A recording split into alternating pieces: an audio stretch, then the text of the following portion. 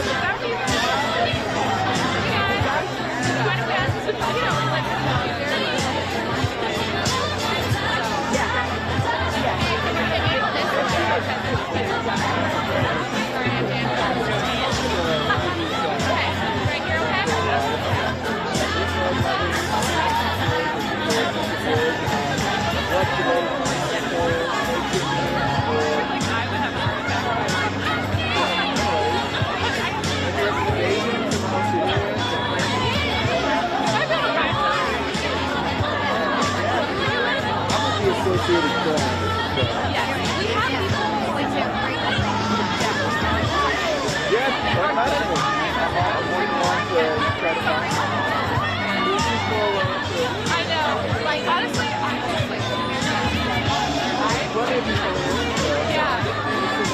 No, I mean, we are right here. So.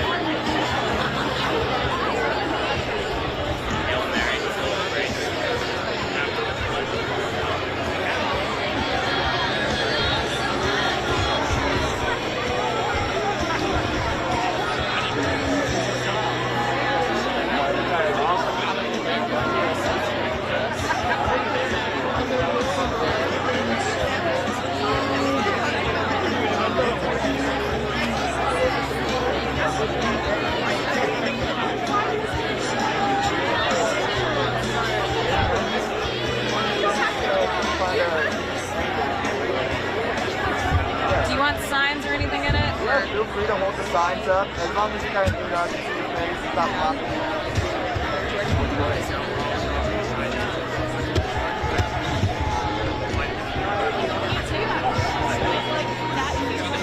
Here, I'm gonna take.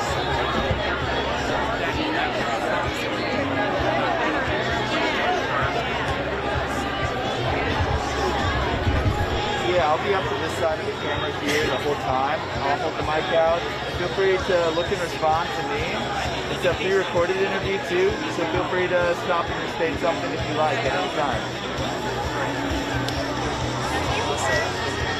Yeah, I'll just try to kind of get out the line.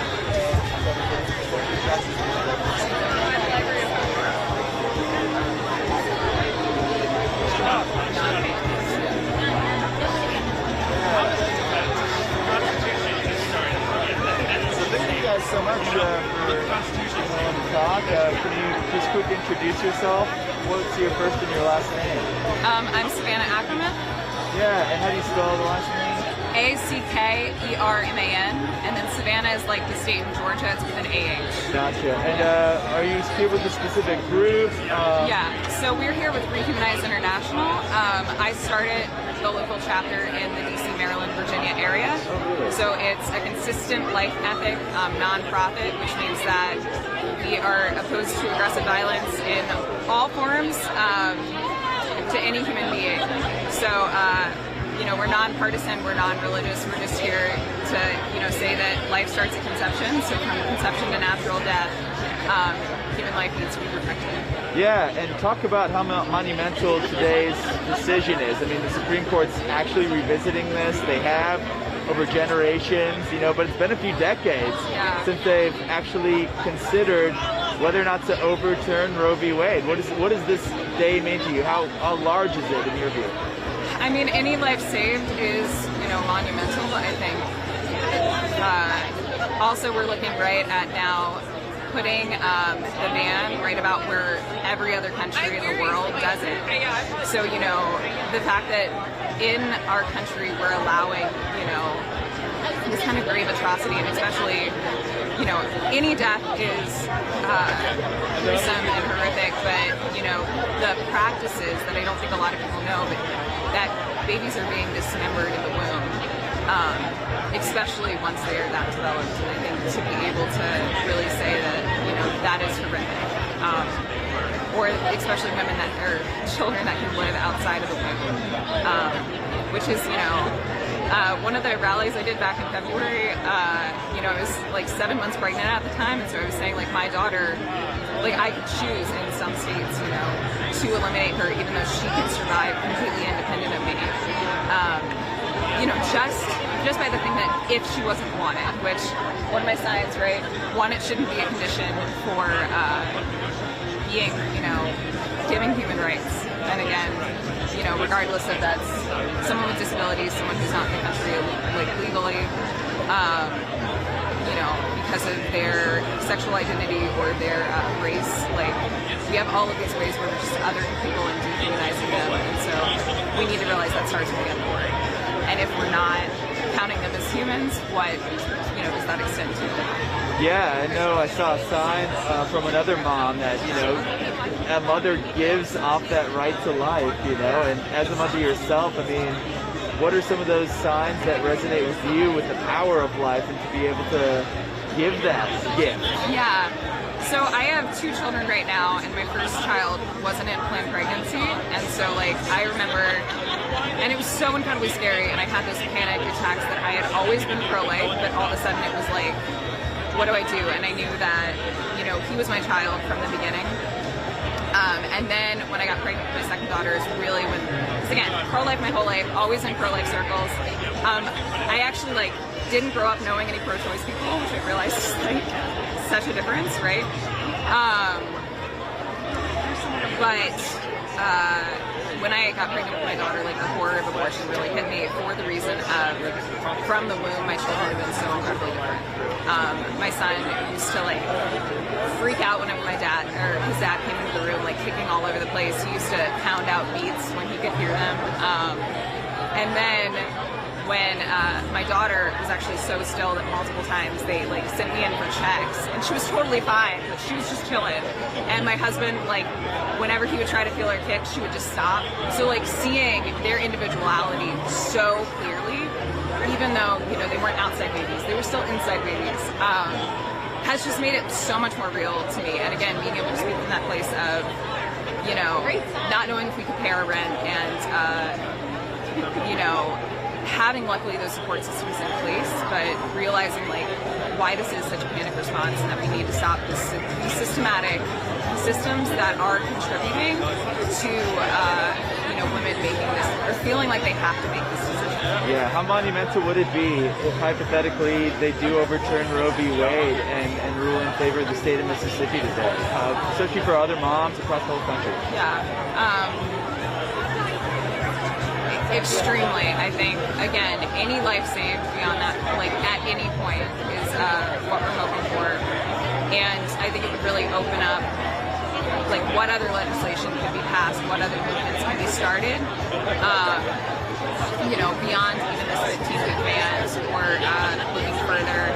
And one of the other pro-lifers that I know really wants to start some type of system where anytime something like this is passed, that just we dump a whole bunch of resources and funding into the pregnancy centers in that state for the purpose of, you know, being able to really empower women and say that even though, you know, this ban is now in place, that like we support you, you know, we'll give you what you need. And so again, I think it just opens up so much opportunity for letting, do you want me to speak louder? No, you're good. Okay. You're good. It just opens up so much opportunity to really empower women. And that's one of the things, especially I have said as a mom, is like, women are so incredibly resilient. You know, the human being species as a species is so resilient. We've overcome so much, and we need to stop telling the lie that women can't do this, or that their life's going to somehow stop or be diminished if they have a child. So. I think I got a good perspective from you. Would you guys want to add anything? Yeah, got it? I'm good there, so. Yeah. Sorry. No, you're good. I really appreciate it. Yeah. Another group here. I'm going to March for Life. Yes, someone asked if you I'd be happy to try to get talk. numerous groups. So thank you guys so much for being here. Thank you. Best of luck. Stay warm.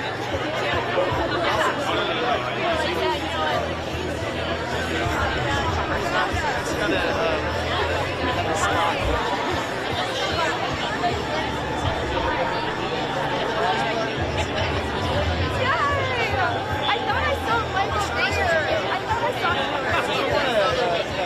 He's not the Pennsylvania partner. Margaret, stand next to me. Yes, if you want to stand. I'll be up to this side of the camera. Okay. Can I look at you? Yes, please. Look and respond to me. It's a pre-recorded interview, so feel free to stop and restate any answers you'd like. Great. Do you want to stand next to me? That'd be great if you did. Right, yeah. He asked me earlier. You'll be there Oh, that's for so moral support, funny. okay? She is moral support. Yeah, awesome. Yep, so if you point yourself right there, it should be good. I was starting to use it the same way. If you don't mind just introducing yourself, what's your first and last name? How do you spell it? Jeannie Mancini, Jeanne, Mancini, Mancini. I'm the president of the March for Life. Wow, and you guys have numerous chapters in Washington, D.C. today. Kind of talk about the huge effort to organize and the turnout thus far. It's been pretty amazing, the amount of people that showed up. Absolutely. So just a little bit of backdrop. So the March for Life exists. It began the year after Roe v. Wade and Doe v. Bolton. Since that time in 1973 till now, we've lost 62 million Americans to abortion. So we rally the grassroots at the March for Life. So every January, people come and march.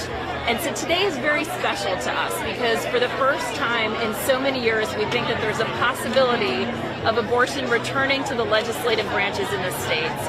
So for us to march past this place every January is very significant, and today feels a little bit different. So we'll see how this goes.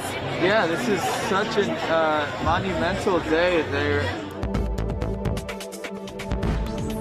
We will review all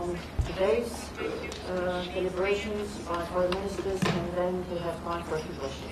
Thank you, sir. Good afternoon. We have just concluded a meeting of NATO foreign ministers.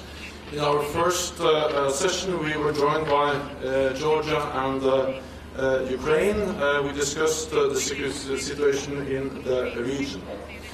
Russia's continued aggressive and destabilizing actions against its neighbors and its military build-up in and around Ukraine. We need to remain vigilant and avoid escalation. Ministers made clear any future Russian aggression would come at a high price and have serious political and economic consequences for Russia. Georgia and Ukraine are long-standing and close NATO partners, contributing to our missions and operations and aspiring for membership. Ministers made clear that we stand by our decisions. Our support for their sovereignty and territorial integrity remains unwavering, and we remain committed to enhance our support to both countries. We are already strengthening their capabilities to defend themselves, training and exercising together, providing maritime support and sharing information. We also addressed the importance of moving ahead with reforms to strengthen the rule of law and democracy, fight corruption, and continue to transform the security and defense sectors. These reforms are key to make both Georgia and Ukraine stronger and more resilient. Our second session focused on Afghanistan and the lessons learned from NATO's engagement there over almost 2 decades.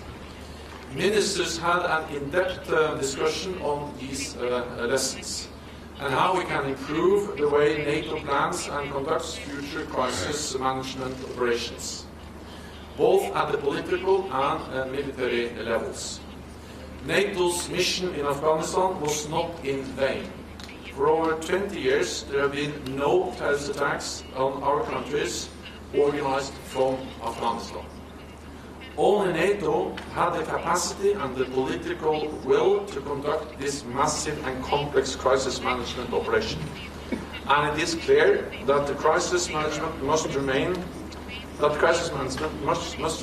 core task for NATO. At the same time, we must recognize that the international community, including NATO, the UN and the EU and other actors, raised the level of ambition to nation building. That broader task proved much more difficult. So we must ensure that our levels of ambition remain realistic. Despite the brave service of many Afghan soldiers and years of international support, they were hampered by corruption, poor leadership, and inability to sustain their own forces. For the future, we must ensure that NATO training efforts create more self-sustaining forces. Ministers also agreed that we would have benefited from more meaningful discussions on the negotiations of the US-Taliban agreement concluded in February last year. At the same time, the consultations this year on the future of our mission were open and sincere. And based on these consultations, we decided together to end NATO's mission in Afghanistan. The Kabul airlift in August demonstrated our capability to support a massive evacuation operation. NATO provided critical functions to ensure the operation of Kabul airport and led coordination of the evacuation effort on the ground. The United States, the United Kingdom, Turkey and Norway provided security and operated the airport under extremely challenging circumstances. For the future, we should explore how to strengthen NATO's ability to conduct short-notice, large-scale, non-combatant evacuation efforts, either through NATO's response force or as a standalone force. These lessons we have learned from Afghanistan will shape NATO's crisis management role in the future. And as we look back at the lessons from Afghanistan, we must maintain our efforts to fight terrorism and build the capacity of our partners, including through the critical work of our training mission in Iraq. For our final session, we were joined by our partners Finland, Sweden, and by the EU High Representative Borrell. We discussed stability and security in the Western Balkans. The region has come a long way since the conflicts of the 1990s, but recently we have seen tensions rise, including in Kosovo as well as Bosnia and Herzegovina. With more aggressive rhetoric, stalled reforms,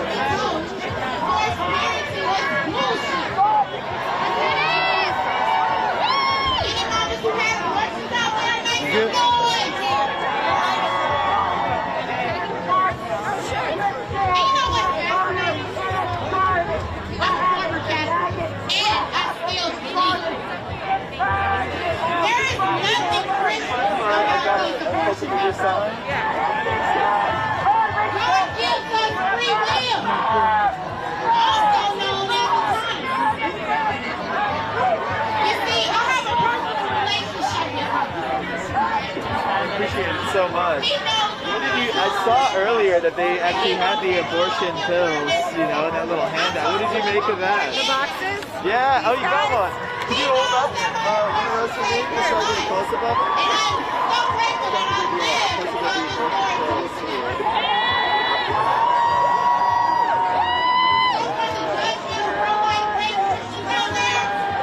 Got it? I do, yeah. Do you know what they actually are?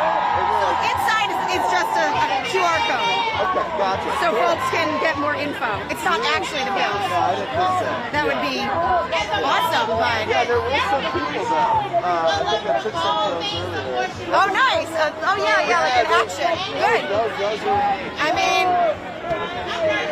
can't stop them when they're this big, right? Right. Yeah.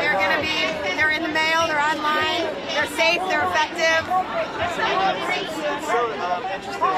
Continuing fight, you know, it goes way beyond just today. Oh, yeah. I'm Nathan, actually. I'm with the Associated Press. I'm trying to interview as many folks as I can. Get the pro-choice, quote-unquote, side. Would any of you be interested in saying a few quick words just about your view on today, why it was worth coming out?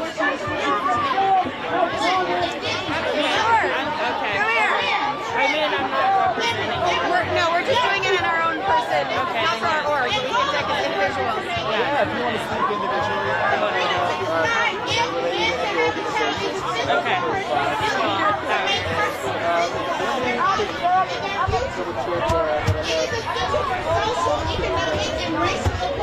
And if you want to, if you want more people, we can.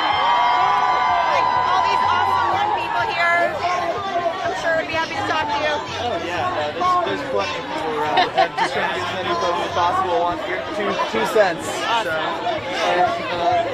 So I always start interviews the same way. If you don't mind just introducing yourself. Yep. What's your first and last name? How do you spell it? Great. And do you want me to look here or here? Good to look at me here, I think. Yeah, it's a little easier to talk to someone, you know, on the camera, so. My name's Natalie Green, N-A-T-A-L-I-E-G-R-E-E-N.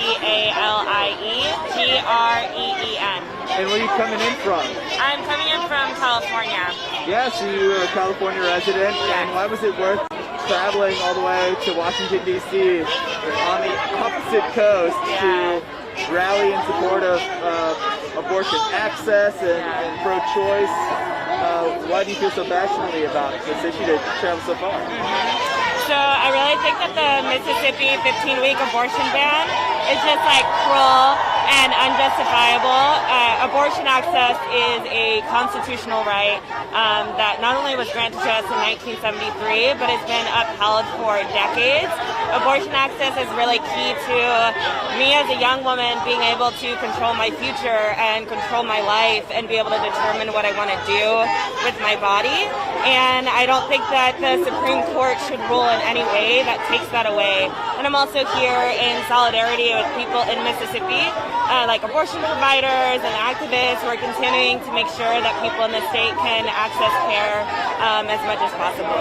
Yeah, and it's interesting, regardless of how the Supreme Court weighs, you know, each individual state, you know, kind of still determine their local laws. And there's options like abortion pills nowadays. I mean, how is the evolution of, you know, access, you know, evolved in your view? And is it still so important to fight state to state, no matter where you are, to really increase the access, not limit your options? Yeah, so I think we can fight multiple fights at the same time, where it is important that we recognize that legality and Roe v. Wade has never been enough for a lot of states. Like states have still been able to pass abortion bans with that. So we can both recognize that Roe v. Wade is important for millions of people and also say that that's the floor, that we need to do more than that. And so part of that fight is ensuring that people have access to medication abortion pills, like because self-managed abortion through medication abortion is really safe. That's part of the fight, but part of it's also ensuring that no matter what state you live in, no matter how much money you make, you're able to access abortion. And so this is like one piece of the puzzle, but there's a lot of other pieces that are developing too. And I definitely think the fight to ensure people can access medication abortion is part of that. How amazing is it to see so many people, you know, fight for abortion access? It's cold today. There's dozens and dozens, even maybe hundreds of people on your side here, just all raising their voices, expressing concern, wanting to get the word out. What does that mean to you to see this crowd? Yeah, I mean, what you see in this crowd is like such a diverse group of people across gender, across race, across class, from all across the country. So it really shows that abortion supporters are the majority. We've already known that, like, what is it, 7 in 10 or 8 in 10 people in the United States support Roe v. Wade. They support abortion access. So this just proves it. And hopefully the Supreme Court will hear that. But if not, people are going to fight for abortion access no matter what. Anything else? I think I got a good perspective on it. No, I think Thank you so much. It's great to meet you, Natalie. Nice Safe meeting you travels. too. Thank you. Stay warm. Appreciate it. Thank you. Yeah, take care.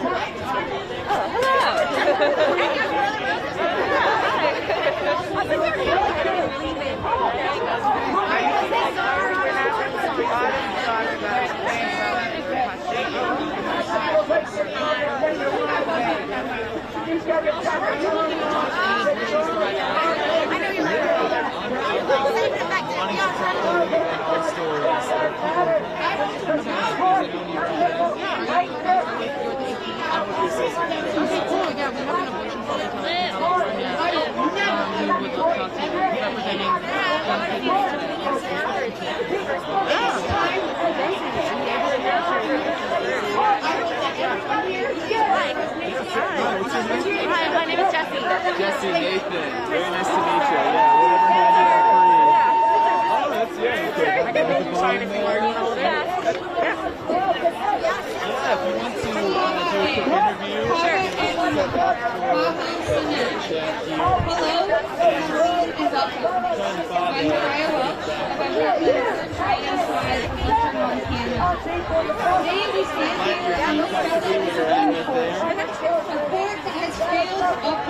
Up to this side, I'll have camera here the whole time, so feel free to look and respond to me when we get going. I always start interviews the same way. If you don't mind, just picking up with introducing yourself. What's your first and last name? How do you spell it? Yeah, my name is Jessie. I spell that Jessy. Rosales, Rosales. Awesome. And where are you coming in from? I'm coming in from California. Yeah, so California resident, and you also have an interesting connection to this issue. Yeah. Describe that. Yeah, so I'm an abortion storyteller. What that means is I had an abortion, and I share publicly about my abortion because we all know that there's a lot of stigma around abortion. No one's really talking about it too much, and I think it's important that people hear from people who have actually had abortions and what that experience is actually like. When we're talking and discussing about these like political and policy landscapes, policy decisions, when it comes to talking about abortion, it can't just be like based off of stigma or fear or misinformation. So that is the reason I started sharing my story. For someone who's, not too in tune with this issue, is a man like me, just describe, how important it is from your view as someone who's had an abortion to keep that access going, to allow more options, not less options when it comes to making this very difficult decision. Yeah. Well, first of all, for me, it was a very simple decision. I always knew that if I had an unwanted pregnancy, that it would end in an abortion. It would end in pregnancy termination. I don't think that it always has to be a difficult decision, personally. But what was really difficult was, I think, just all of the abortion stigma, surrounding this discussion, sorry, it's so distracting back here.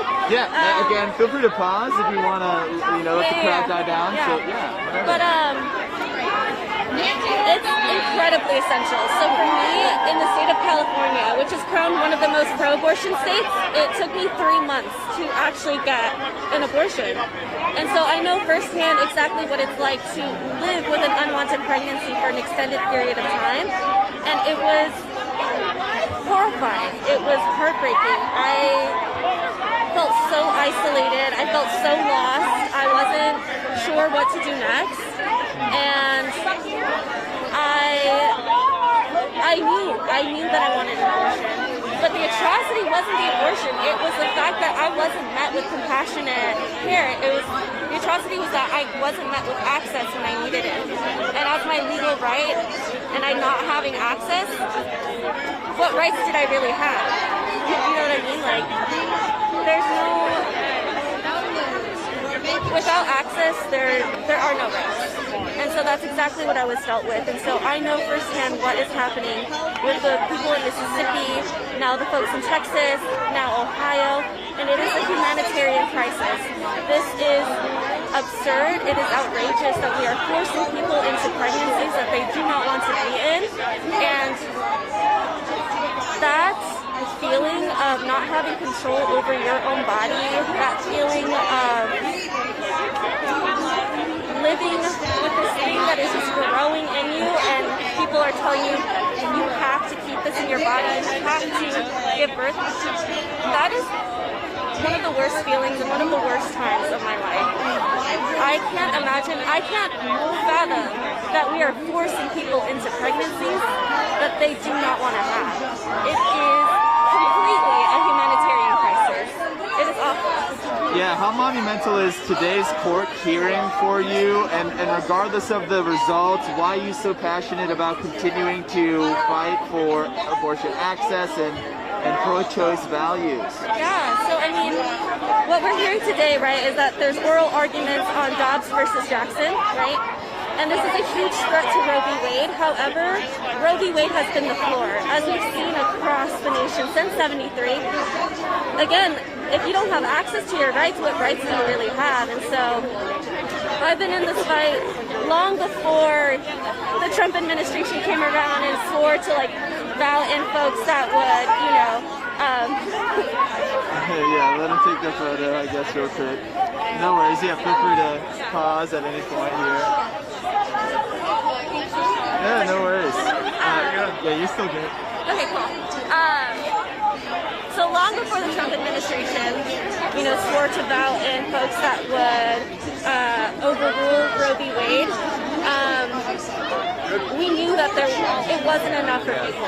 People were still being forced into unwanted pregnancies for a number of circumstances, right? Being low income, not having transportation, limited abortion clinics in each state, waiting periods, other like trap laws against abortion, and this is just another one of their tactics to keep limiting and gutting at Roe v. Wade. So the reason I'm in this fight is because I've had an abortion. I know exactly what it's like to not have control over your own body and have someone tell you, someone force you to make this permanent decision about your future in your life, and I cannot stand for that. I can't, again, it's just like an atrocious humanitarian crisis. I cannot believe that we are forcing people into these unwanted pregnancies and the feelings, the fear.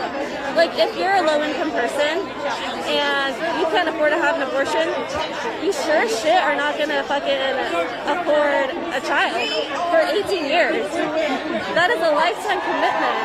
18 years is the minimum, right? But that is a lifetime commitment, and that is not what this country should be about. We're not supposed to be, you know, forcing people further and further into the margins. You know, this is supposed to be the land of opportunity, of freedom, of greatness. My mom had an abortion, and she came from El Salvador, and she said, like, having an abortion was such a huge landmark for her, of her own freedom, of her own... That's something that, like, would never happen in her home country. When she came here, to have access to that was just life-changing for her. So I cannot believe that we've regressed so much and that we're here fighting this fight right now. Yeah, what is it like to see this crowd? This many people traveling from all parts of the country to raise their voice on such a cold day. Like, it's you can tell the passion people have. Yeah, it's intense for sure. I mean, there's people on both sides of things, all in the same space, and it's very obvious who is who. And so it feels a little bit like a battleground, but I think we're all here because we really care, really believe in this, and I wouldn't have it any other way. Like, I'm here for a reason. I flew from the opposite coast to be here today, you know? I didn't have to do that, but I'm here. Yeah, thank you for being here, and I'll leave it there. Best of luck with the rest of the day. Safe travels, stay warm. Great to meet you. Take care. Yeah, absolutely. So it's Nathan Eldrin. States that are actively trying to overturn Roe v. Wade. Just I want to recognize how the whole now that are here in the crowd, as well as today providing essential healthcare services.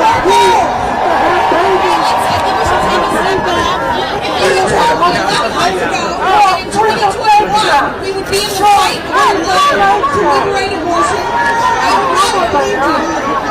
and here we are, and this year has tested every bit of resolve many of us have.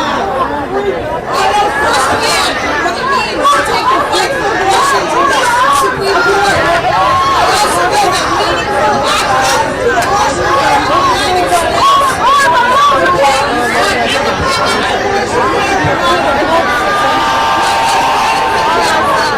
Especially in the states that are actively abortion. 2021,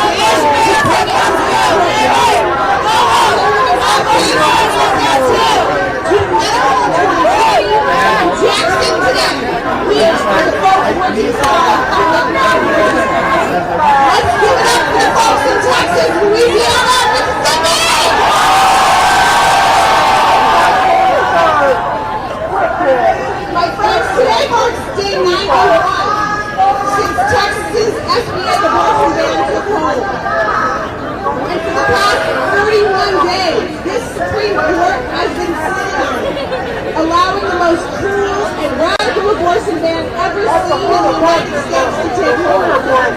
Their lack of intervention is sending a strong and clear message. Abortion rights are not guaranteed. Yet we dig deep, because even in these trying times, we know that we stand in the light. We know that providing abortion is a moral good for our community. We know our role is essential. But our lawmakers keep passing unconstitutional abortion bills that most of our cases go to court. I say not on our watch. Keep these bans off our all. Abortion clinics are closing at the moment. In Jacksonville, the only clinic left in the entire state of Mississippi. I say not on our watch. Keep these bans off our all. Restore the rights of the state to every life for all. My God bless America. Keep these bans off our bodies. Are you with me? Are we going to let them put bans on our bodies? No. This year, our resilience has been tested. Our resilience has been tested. Wonderful. Thank you so much. Need to remind you why we are applause for an amazing woman. I remind you to think of all the people who tell us. I want to take a second before we get started and say one thing, because I'm going to share this, but I know you and so many other children have a story. You are born enough dignity and rights. We join hands today across this alone to liberate abortion. We are together. We are the side of we need abortion. We are the side of healing. Right, guys? We welcome anyone here or over there to understand that we want you here. We need that we here. You are the future of fixing this grave problem. Thank you. We love you. You are loved. Now listen, I haven't told you this, but I'm from New Jersey. So I get a little competitive. I want to hear you say, hands off our babies! Hands off our babies! Hands off our babies! Hands off our babies! Against the abortion our babies! Out of Louisiana. On the day of oral arguments, I looked out at I'm so excited for you guys to hear these amazing remarks. We're going to get underway here. Our next speaker is Anya Baker. She is a mom of a special needs child, and she is coming directly from Misisipi, the state where this is all unfolding, where she works with SBA List and her plan to make sure women are supported. Anya, please join me here on stage. And you know why? Because abortion is essential. Thank you. Every day, women walk through our clinic doors because they've made a decision, the best decision for themselves, their health, their lives, their families. And when they leave the clinic after that decision, it's like the weight of the world. Time and time again, that my peers who became pregnant wouldn't amount to much. I know. Wouldn't finish college, earn careers, because I see and live it every day. Our Pregnant on Campus initiative serves 50 women. Access to abortion helps men and women, students, to the careers they want, to 1 year long education. Today they are mothers to more children, to support the children they already have, and enjoying life to the fullest. They are my friends. And they need the freedom to make these decisions for themselves without injury. Grad students, writers, mothers, wives, whatever the fabric that makes up Mississippi. While working and volunteering for pregnancy centers across our state, I endured hearing time and time again that women we were serving would be better off with abortion. And yet, all year long, I have the opportunity to meet brand new Mississippians as they are served by partner churches and nonprofits around our state. We are the hospitality state for a reason. These babies and their mamas are cared for long after birth because we are one of the most charitable states in the nation. It could be she's now that I'm a mother myself, I am fatigued by the lie that my children's lives, my child's life, is a burden to my But whatever it is, too I expensive know for my at the state, end of or too that complicated phone for me, is working on the in my other end of that 20s line to is handle. a person As someone who works daily with who pregnancy has the resource right, centers, I and know should that have the is right prepared to make this lead women decision for and their herself. families. She has When had the finally courage state to make legislators that have the phone right to call. pass laws She should that be reflect given the pro-life care. values of our people. Here's the reality. We are stronger than they say we are. The proof is Because in our of the faces and in the faces of our SB 8 children. in Texas, Mississippi churches, we are seeing pregnancy women centers, and stream into nonprofits. our governor, House, women Senate who are already gearing up for the culture financially of life tidal strapped, wave that we are worn leading. out from travel, We are the David and meeting the just abortion Goliath, exhausted and we know from how that having story to hurdle ends. all the various barriers in their way. And that's the women who can actually make the trip. There Thank are those you, who Anya. can't. Our next Sadly, speaker is the in executive our director parts of the of South, Democrats we for are Life. seeing Let's women say, yeah, we want more who are Democrats for unable Life. to access care. They Kristen simply Day. can't afford it. Most of the patients we see live Hello, at or everyone. below the federal poverty Said, level. my name is Kristen They Day, can't and I am hop on the executive plane to director go of get the care Democrats they for need. Life. Our You may ability be to get thinking an to abortion yourself, should pro-life not depend Democrat on is an who you are, oxymoron. where How we can live, or how anyone much be money pro-life we and have. Democrat? I get that a lot. Access to abortion However, is essential, to and it support should be ending human life accessible goes for everyone. against the very principles and foundations of the Democratic Party. Is at stake now. I personally am At not its sure core, how anyone this can be a case is Democrat about our and right not to support make the best and protect decisions the most that innocent we and can to defenseless shape human the beings. course of our life. We support the Real Democrats support a consistent clinic. ethic of life We support and the don't women carve out an exception, medical, particularly for those women preborn everywhere. lives who do not have a voice to And we advocate for believe themselves. Abortion is We essential must health be care. their voice. In a perfect world, party affiliation would not be a determination of our commitment to protecting the preborn. It should not be a partisan issue. Mississippi's law is reasonable, mainstream, and received bipartisan support. Additionally, there are 21 million pro-life Democrats nationwide who, like me, believe that all life is worthy of protection, and we support Mississippi and their challenges before the Supreme Court. So, Democrats for Life, we were proud to write an advocacy brief in support of this, and we had pro-life Democratic legislators sign on with us. Representative Allison from New Mexico, Representative Andrew Hatton from Kentucky, Senator Tim Athens from North Dakota, Representative Silver from Massachusetts, and Representative Grace Diaz from Rhode Island.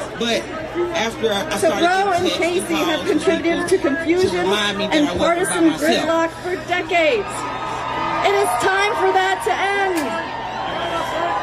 It gave me The court's fetal viability a standards newfound stop respect necessary for debate the in doctors, political branches of government. the staff, It's the time for the escorts, court to decide the based on funders, the Constitution everybody, right because to life.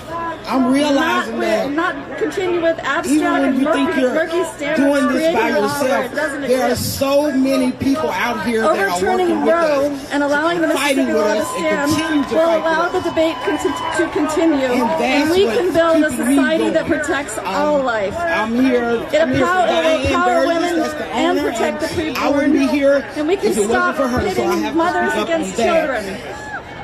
I will continue. So we don't have to wait till the to Supreme fight Court rules. for I think all of my you here have done children, great my jobs supporting grandchildren, pregnancy everybody, centers, because so we can people continue like that Diane advocacy. have fought for us. We can start today Now too it's for our advocating turn for to laws fight like for the our Every children. Mother Matters That's Act, just the how Emma it Law goes. that was passed in That's Arkansas. the way you're supposed to do it. That connects pregnant women with the support they need to make a real choice. I don't know what We keeps can start me going. today People by ask me passing that all the paid time. family leave. I never really know what keeps For me hourly going. workers, But today, I hourly look workers are around more likely to feel and I know pressure to exactly abort, what and we keeps can me support going. those Is knowing mothers that through paid leave. all of these people are out here. So we must meet this commitment just to for us overturning right now. Wade with They're the here for same women passion right for now. supporting and These men protecting are here for babies women. and families. People don't understand. If we build I've been through so much in my life, and around people these don't goals, understand that this debate on abortion women will finally end. endure so because much. no woman will So believe that much. abortion is her best or only option.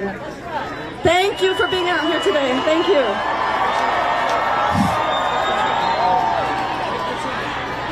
Thank you, Kristen. You're not going to tell me All right, our next that I'm not amazing smart female enough to is make a from the great state decision of for Mississippi, myself. State Senator Jennifer Brandon. Nobody's going to tell me that. I'm sorry. You cannot tell me that. And until you Good change morning. my mind, which will never happen, It is awesome I'm to going be to here with continue you to today do what I'm on doing. such a Because historic I day know for our that nation. this is the decision I'm that I Jennifer will Brandon, make. I and know it's that my these are the honor to decisions that serve these in the women want to Mississippi make State for Senate, themselves. where I've been We able to also- work we watch with women other come from elected Texas officials on a because host of this SB issues garbage. involving the promotion And they and are protection struggling and of they women are and children. begging and The they matter are before the court desperate. today is one that People I don't am very understand. passionate I about, try to be and as one that real is as I possibly extremely can. important I to don't the know any people other way to that do I it. represent, as well as scores of other same way, citizens of our state and this not nation. putting sex House ed Bill into 1510, schools, which passed it does not overwhelmingly stop young in children both from having chambers sex. of the Mississippi Guess legislature, what? When you make is a abortion great leap illegal, forward it does in not protecting stop that abortion. most basic human right, So the right to until life. you tell me something All different, life has value, and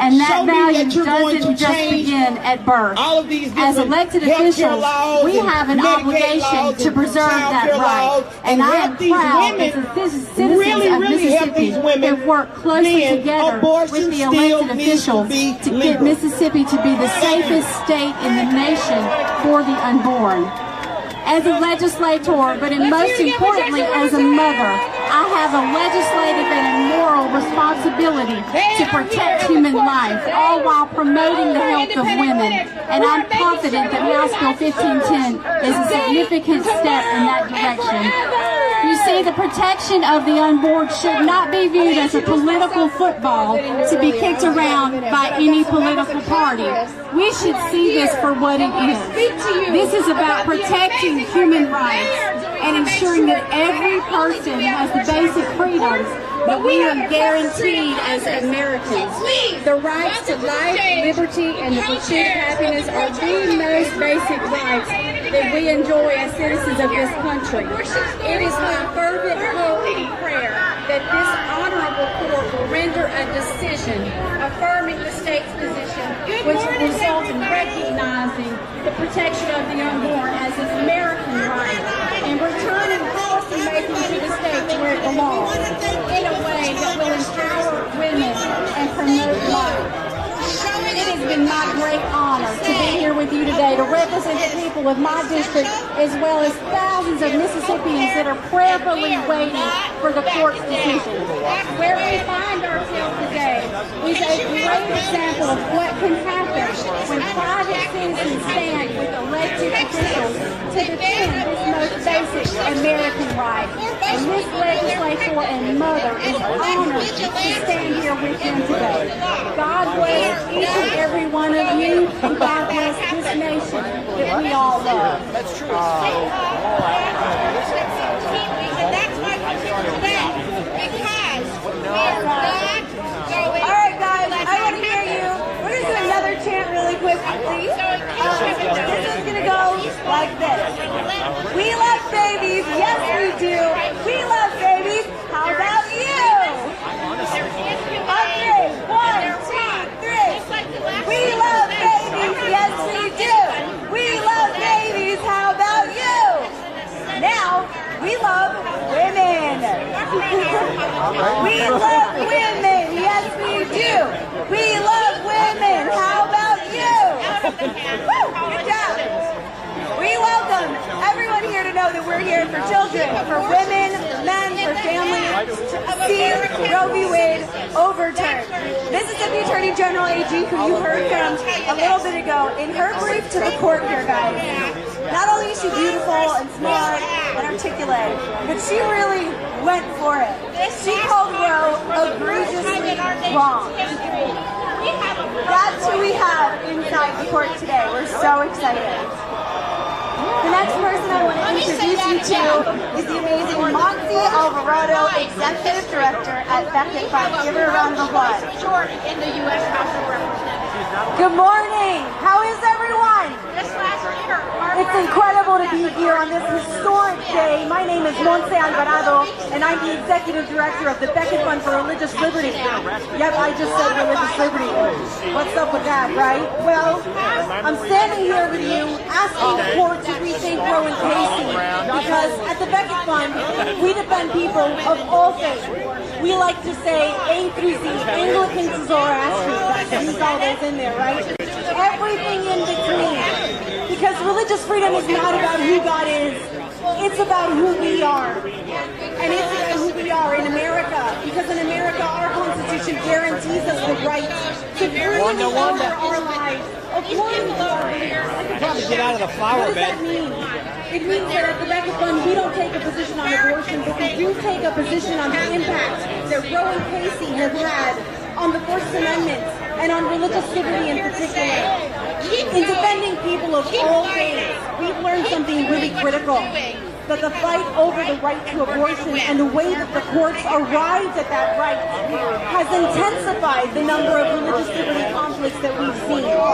Religious liberty conflicts where this court has protected religious freedom for the past decades. And those cases, those religious liberty fights that were created by abortion proponents who tried to use the law to crush anyone who opposes abortion and wants to impose penalties on religious people who object to abortion. So it's no surprise that religious liberty disputes have become more common, more intense, and more divisive. Why? Because Roe and Casey reached beyond the Constitution to make it impossible for the political process to address the contending social forces and ideas regarding abortion. The political value of abortion is too high for its supporters to back off. So religious nonprofits are constantly in court fighting to stave off millions of dollars in fines for opposing abortion, merely for wanting to save life. Abortion does raise really deep questions. Questions about who we are, questions about when life begins, questions about when life ends. But these are intensely personal questions with enormous repercussions. Our current legal reality does not acknowledge that. The purpose of ensuring that religious nonprofits pay and provide for abortions is not to solve any real-world problem, but instead it's symbolic to ensure that all organizations and all people, religious or not, toe the line. They toe the party line on contraception and abortion. So attempts to eliminate religious dissent are meant to build a protective hedge around Roe and Casey. Why? Because it's a house built on sand. And the consequences are real. Medical professionals, all of you here, medical professionals around the country are forced to check their religion at the door when they practice medicine. And sidewalk counselors, pregnancy centers, raise your hands. You're doing the work no one else wants to do, and filling the gaps that the government cannot fill. These volunteers, you counsel women on abortion, on non-abortion options, and offer financial and social support, often for religious reasons. American public opinion on this issue is clear. The polls have shown that Americans want real choices for women, and they appreciate social programs that help communities offer these options to women. But Roe and Casey have warped our legal system and made it hard for governments to follow the best of our traditions, inclusivity, and to accommodate this variety of beliefs and creeds. As Americans, we know how to use our political system to deal with difficult issues. We understand that the word complicit really means something to people who hold fast to strong beliefs about life. We're a nation full of free people who often disagree on really important issues, and that's okay. Our system and our First Amendment were built for that. For far too long, Roe and Casey have forced abortion disputes to play out in other areas of the law. But our country and our Constitution today are too important to allow the court to make that mistake and to continue. It's time for Roe and Casey to go. It's time for Roe and Casey to go. We can't stop here. We've got to pass our legislation, right?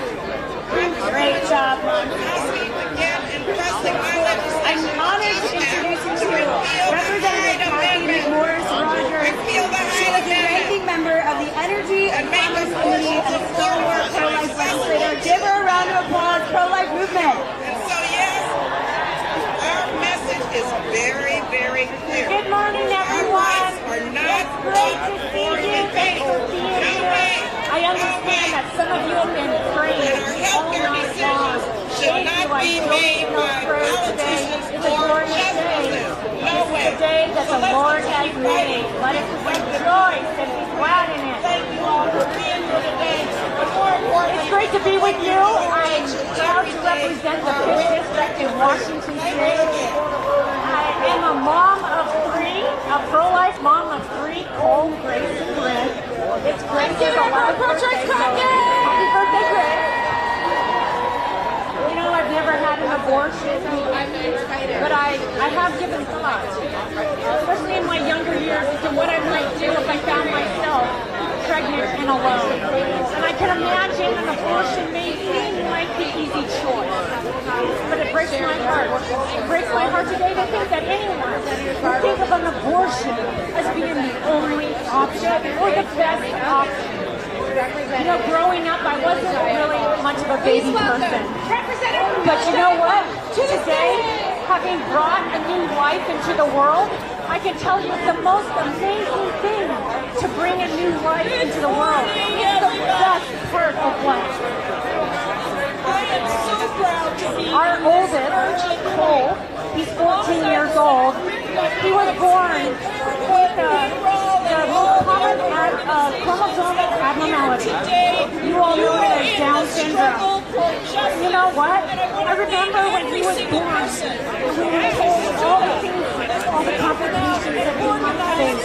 I remember the fear. I remember the anxiety that was a part of that. But you know what? Today, I cannot imagine life without Cole. His life is worth living. Yet in this debate over abortion, Down syndrome has been at the forefront.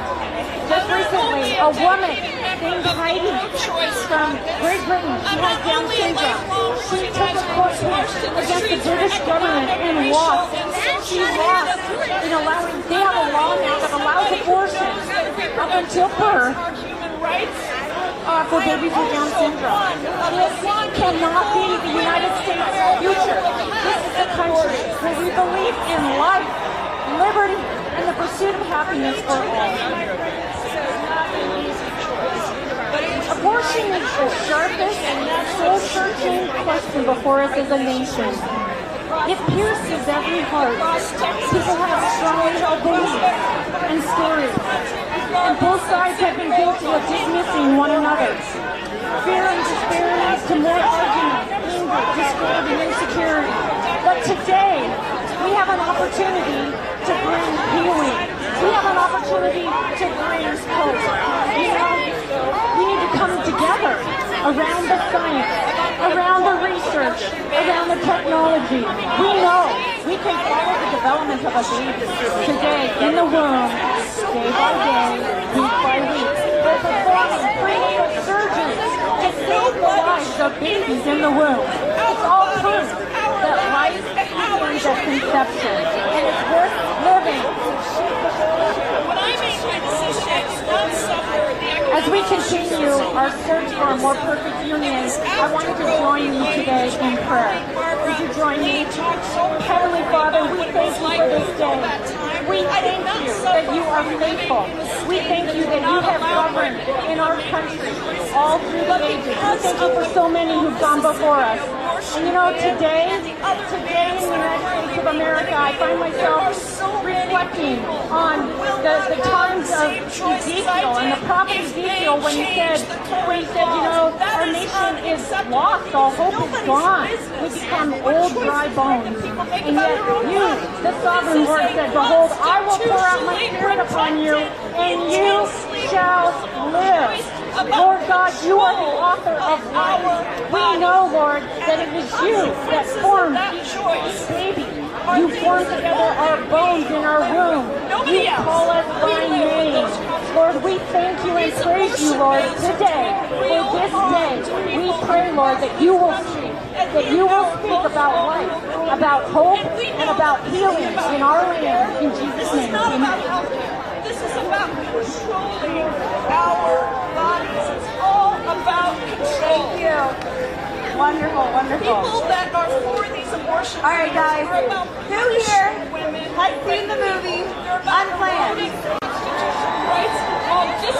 2 years read the book Unplanned. All right, then you're going to know our next speaker. Monty mentioned that there's millions of dollars in the abortion industry. I want to point out something really quickly. You guys volunteer your time and your talent, your life. The side over there makes money off abortion, right? You are on the right side. And we now get to hear from a woman who came from that side to this side, and we're so proud of her.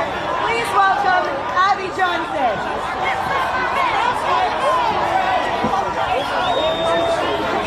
All right, well, I am from the great state of Texas, so howdy. I mean, we're always proud to be Texans, but now that we have the most restrictive abortion law in the country, we are really proud to be Texans. So, yeah, for 8 years of my life, I worked at Planned Parenthood. As the director of that facility, I would happily educate women on the ease of abortion, glossing over any details of the procedure, any possible risk. I would walk them up and down the halls, escorting them in and out of the rooms as they waited for their turn to lay on a table that was still warm from the woman who had just taken their turn before them. After all, our goal was to have a woman on the table, off the table, abortion complete in 5 minutes. Time is money in the abortion industry, and we had a certain quota or number of abortions that we had to sell each month. The waiting room of an abortion facility is loud, like this, full of women and the people who they brought with them to their appointments, sometimes with their other children in tow. People are having lively conversations, often discussing their past abortions and giving encouragement to the other first-timers in the room. But every once in a while, I would be called to work in the loneliest room in our facility. It's often the loneliest room, I often say it's the loneliest room I've ever walked into. It's the abortion clinic recovery room. A room lined with recliners and low lighting. Silent, except for the quiet sobs of women. And they all cried. They all cried. We didn't give them much time to dry their tears and steal their emotions. 20 minutes was all they were allowed. 20 minutes to convince themselves that the feelings they were experiencing were a lie. To convince themselves that abortion was normal. That they were only crying because of their hormones. 20 minutes to convince themselves that no, it really wasn't a baby. And we, the abortion clinic staff, gave them no comfort, and we certainly never gave them a shoulder to cry on. We never talked to them about abortion regret, because if we did, then we would be admitting that women actually did regret their abortion. We could not do that. We handed them a tissue, left them to cry alone, gave them 1 month's supply of birth control pills, a can of apple juice, some graham crackers, and sent them on their way. It was another woman that fulfilled our monthly abortion quota. That was just the process of how we dehumanized the women that came through our facility. But the primary victim of abortion was being dehumanized in a far more barbaric fashion. While we were processing women by the dozens, like a farmer would process livestock, their preborn human children were being suctioned through tubes or being torn apart by the rigid teeth on the end of sofa clamps. Outside the doors of our abortion procedure rooms, you could hear the suction machines loudly whirring. The doctor would know the abortion was complete when they heard a very loud suction noise. That was the head being sucked through the tube, the largest part of the baby. After the procedure being counted and accounted for on pieces of paper with the appropriate check boxes listed for arms, legs, head, and torso. The products of construction lab look like an assembly line of baby body parts. At some facilities, these parts are put into industrial strength garbage disposals and ground up. At our facility, they were put into red biohazard bags and then at the end of the day, put into a freezer that the staff jokingly called the nursery. This is abortion in the United States every day, approximately 2,500 times a day. This is what they are celebrating today. Abortion dehumanizes everyone it touches. It hurts women, men, families, and of course our most innocent, the preborn. Abortion also hurts those who work in the abortion industry. My organization, and then there were none, has helped over 600 abortion workers, including physicians, leave this industry. And I am the founder and executive director. Women are wrecked inside these abortion clinic walls at the hands of an industry that cares only about their bottom dollar. None of this is about women's rights. This is about the right to harm every woman and child who walks through their doors. In 1973, we didn't know, but we know better now. And when you know better, you do better. When a product is deemed unsuitable or unsafe for the public, it is pulled from the market. Abortion is unsuitable for public consumption. Any product where success is determined by the death of another human being, it should be pulled from the market. It is time for abortion to be recalled in this country. It is time to end abortion. And I just want to say on a personal note, because this is very personal to me, if you are a woman who has had an abortion in this crowd, I just want to say that I'm sorry. I'm sorry that you were lied to. I'm sorry that people like me took advantage of you, that we coerced you, that we lied, that we didn't give you the information, that we abused you, because you know what? Abortion is abuse. It is abuse of women. And I am sorry that I was a part of that abuse in your life and the lives of so many other women. I am sorry that these women have been so deluded to believe that that abuse that took place in their lives is normal. Because nothing about abortion is normal. That was not normal for them. It was not okay. And if that happened to you, I am so sorry. And I'm so sorry that I was a part of that. This is our And you deserve healing. You deserve the very best. And if you haven't sought that healing, please do so today. Thank you. Clearly, they didn't hear these last time. So we got to make even more noise. For all of y'all who had abortion, make some noise. Make sure they hear you inside that court. We are inside the love, aren't we? We will have our Let me hear it. Get love to some women right now. We are going to liberate abortion today, tomorrow, and every single day. I'm so grateful for you each being here. You each have a story of fighting for life while you're pro-life. Maybe you're a medical professional here, and I'm seeing pro-life medical professionals. Dignity for all of our patients. Maybe that's your story. I'm seeing families say, babies survive abortion. I'm one of them.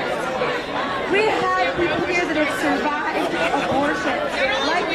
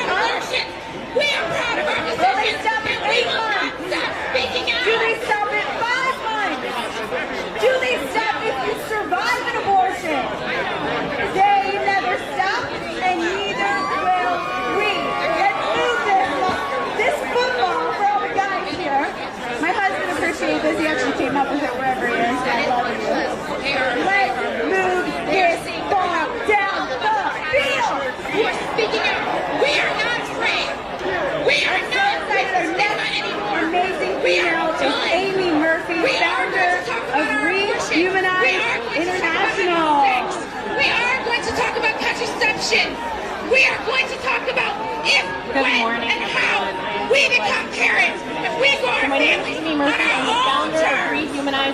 We are going to talk about self-managed abortion. We are going to talk about how we make our families for adoption. Because you know what?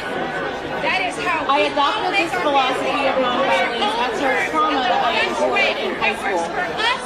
See, I'm a queer Latina feminist, and when I was 16, I was also a liberal atheist pro-choicer in an on-again, off-again relationship with a guy. On Valentine's Day, he forced himself on me and raped me. That experience broke me. I finally saw how abusive he really was. March went by and April came, yet I still haven't had a period. I was panicking, thinking that I was pregnant by my rape. I was a student, a starter on the team basketball team, and drummer band musician, slated to go to an Ivy League school.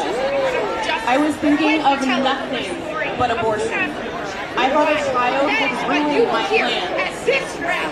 Well, word spread that I thought I was pregnant, and it eventually got back to him. He found me and told me, Amy, you need to get an abortion. I'll bribe you and I'll pay for it, but you need to get it taken care of. If you don't get an abortion, I'm thinking I might kill you. I'd taken ninth grade bio, so I knew the unique living human being is created at the moment of fertilization. I guess prior to that moment, I just hadn't continue to build. But when my own life was threatened, despite my fears, I suddenly and begrudgingly became pro-life. Because I knew I could never participate in violence. I knew that I couldn't be like my abusive ex and pass on to another divorce. All of these abortion restrictions, because in that moment of fear, I also understood what so many women go through as they are coerced into abortion by partners, families, academic or business institutions who just accept the patriarchal idea that the cisgender, wombless male body is normative. The crisis of crisis pregnancy exists because our world sees women's bodies as aberrant.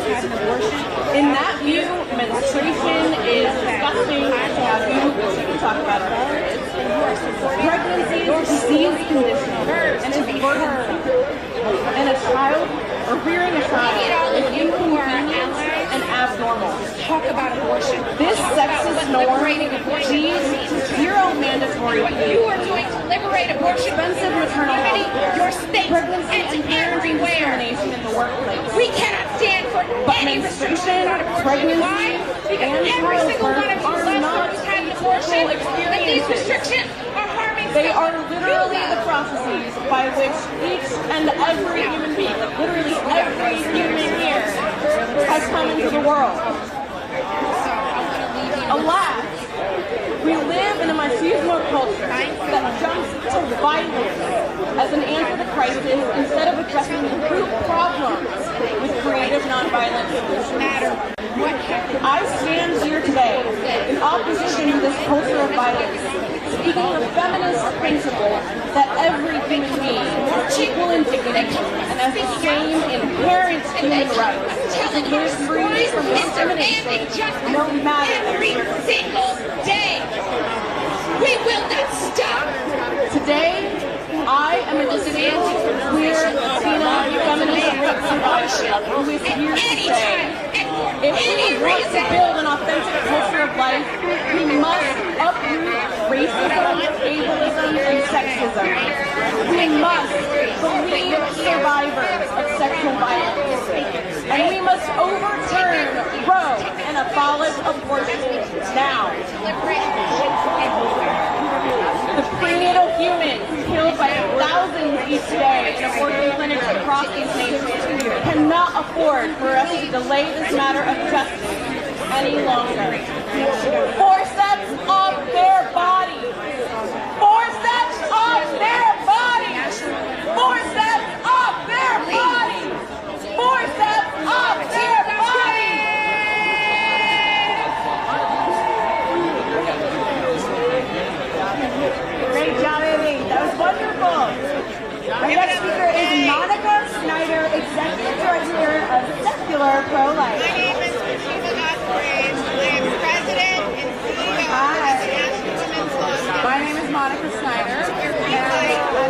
abortion access. I know that sounds like a beginning of May. I'm not nonprofit.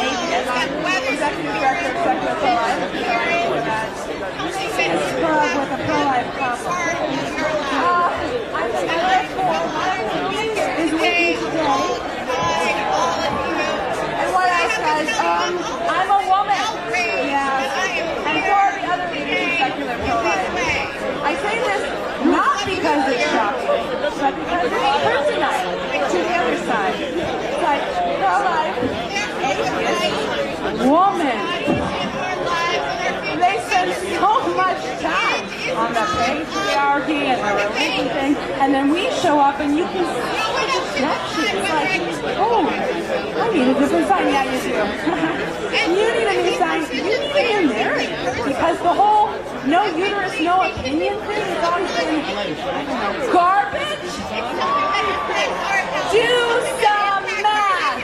Half of American women are pro-life. The leaders of the largest pro-life organizations, they're women. National Right to Life, March for Life, Students for Life, Free to be Atheists, secular pro-life. Just kidding, we're not one of the largest. But we are led by women. This whole party is because of women. Janet Porter drafted legislation that stirred things up in Texas. Mississippi Rep. Becky Curry sponsored a 50-week ban that brought us all here today. Of course, Mississippi Attorney General Lynn Fitch is inside the Supreme Court right now fighting to overturn Roe v. Wade. You know what? Because this movement is dominated by uteruses. So the whole feminism equals abortion thing, it is a farce. It's always been a farce. The only way they can hang on to this fight so hard and that we don't exist, and that's what they do. They try to erase pro-life women. Good luck, right? There's not enough Photoshop in the world. But as bad as that is, even worse is their idea that we need abortion. Not only is that incorrect, the opposite of how it actually goes, because destigmatized taxpayer-funded abortion, it means our success. It dramatically increases the cultural pressure for us to abort our children if we can even anything less than perfect circumstances. There's a study, the Turn-Away study, that found that 96% of women went to an abortion. 5 years later, half they didn't get one. And as usual, the empirical data doesn't support their side. Where are we right now? We're in front of the Supreme Court 48 years, 10 months, 9 days after Roe v. Wade, and we are closer than ever to undoing this atrocity. You know why? Because all the glitz marketing and red herrings about the patriarchy do not change the reality that abortion kills children. And we won't stop until all children are protected. Thank you. So here's what I know. I know that we deserve better.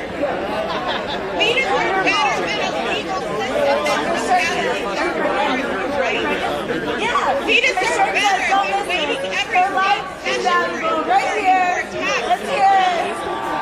And we deserve to have our confidence. You wonder what these babies think we're doing this morning. There's a lot of yelling. We're so grateful to have an amazing feminist legal scholar and author at the Ethics and Public Policy Center here with us. Please welcome Erica Rocchiati to the stage. And equality is in these moments that we need to claim our power and fight for the future we deserve. So for several decades now, women have been fed big lies. We've been told equals of men to take our place in society next to men, to participate in the economic and social life of the nation, even to enjoy, according to the Creator Ginsburg, equal citizenship stature. We must have the constitutional right to end the lives of our very own children. I once bought into this lie too. As a pro-choice feminist and women's studies student in my early college years, I fully believe that children were an impediment to my equality my success. What Catholic said. But abortion is no means to equality. No, it is violence instead. I'm really excited. And today, this act of violence against our own children is the price of admission into a world deeply inhospitable to its most vulnerable and dependent members, and to the women whose bodies are specially designed to nurture them.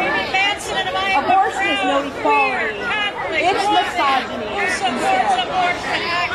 As a scholar of constitutional law, author of the new book, The Rights of Women Reclaiming a Lost Vision, as well as a happily married mother of many children, I can tell you that the earliest women's rights advocates in our country, those who fought for joint property ownership, workers' rights, suffrage, and more, knew that the true advancement of all women would be possible only when the dignity of their children, born and unborn, was promoted too.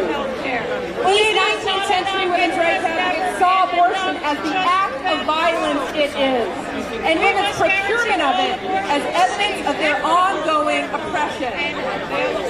Consider Victoria Woodhull, the first woman to run for president of the United States, nominated by the Equal Rights Party in 1872.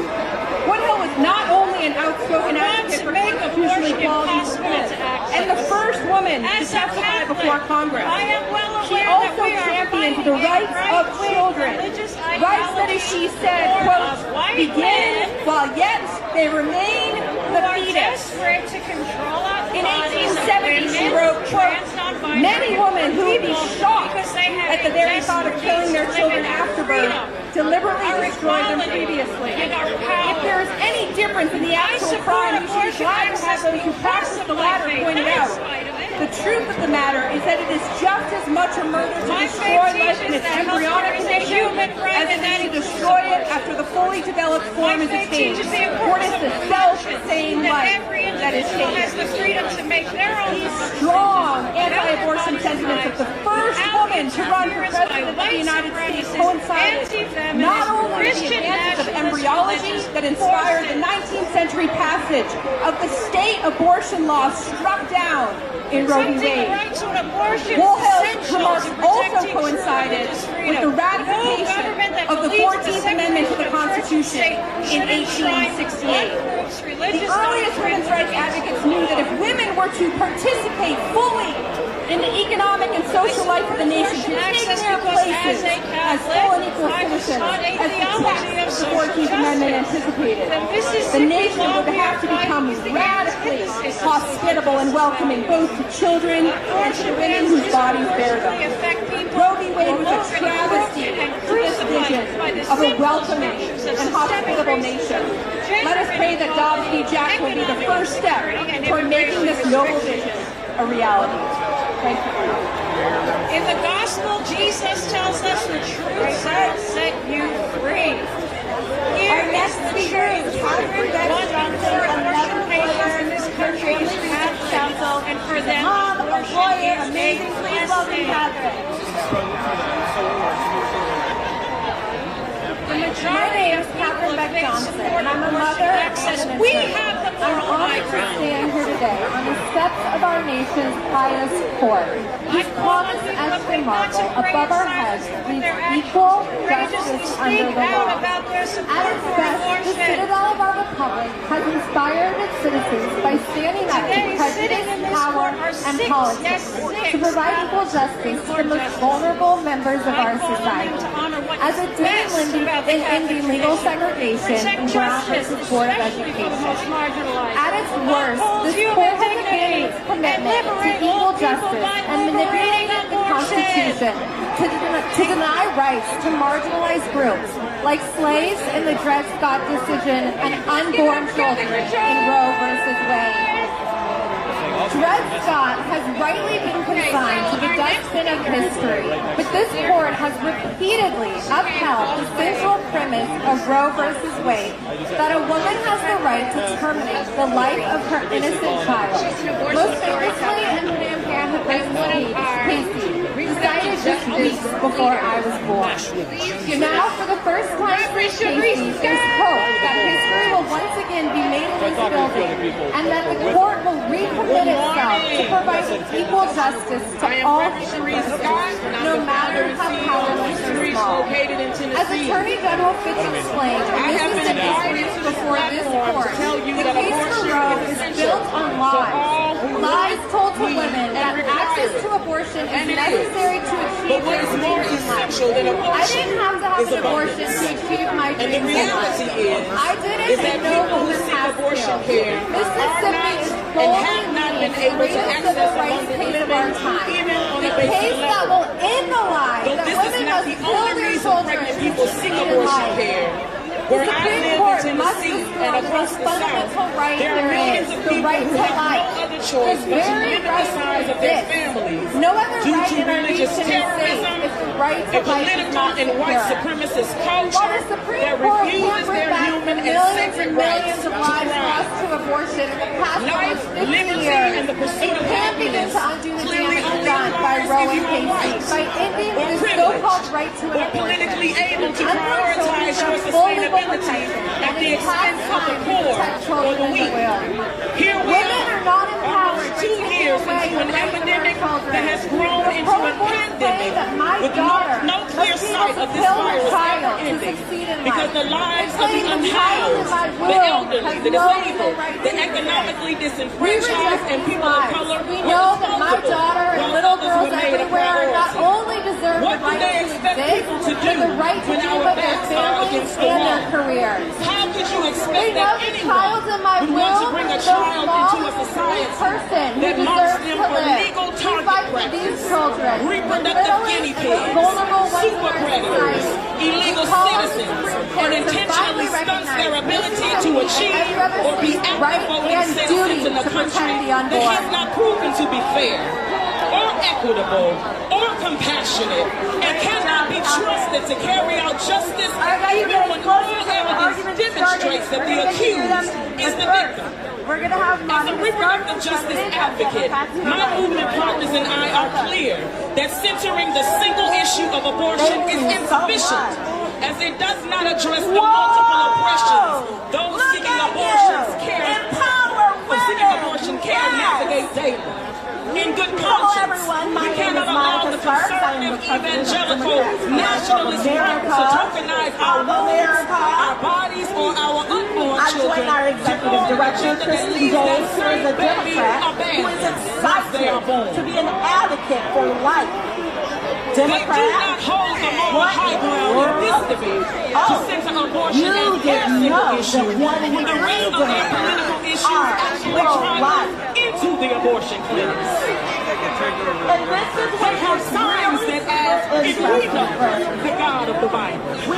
My answer is not only yes, but I serve a God who is mindful of me and my needs, who does not force me to do anything against my will, who honors